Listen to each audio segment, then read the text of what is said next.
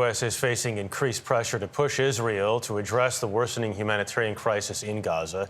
Today, Secretary of State Antony Blinken met with Arab diplomats in Jordan to hear demands for a ceasefire in Gaza. It comes a day after more than 600 U.S. aid employees signed a letter urging President Biden to call for an immediate ceasefire and cessation of hostilities, according to the Washington Post.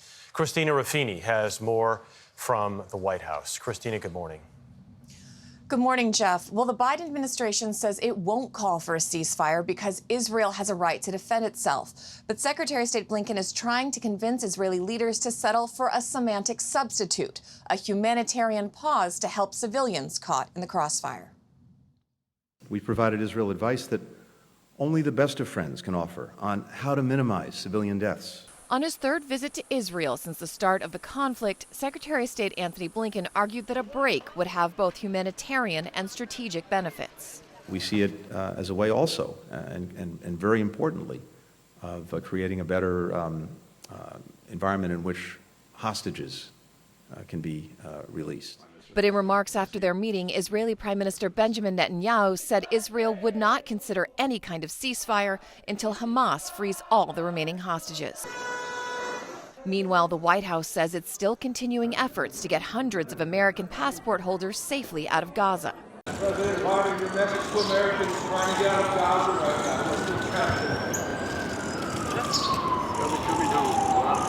President Biden didn't provide further detail, and it's unclear how long the gate will continue to operate.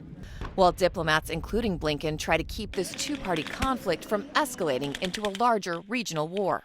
We need to continue to prevent escalation of this conflict. It's spread to other areas. Yesterday, the leader of the Iran-backed terrorist group Hezbollah, located in Lebanon, threatened to escalate its attacks on Israel.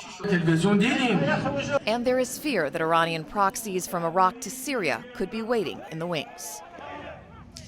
Now, not all official visits are created equal, and last night, Secretary of Defense Austin issued a memo requiring his explicit permission to use DoD resources, like those planes that fly members of Congress, to visit Israel. A senior defense official says the aim is to prevent, quote, combat tourism. Michelle? Christina, thank you.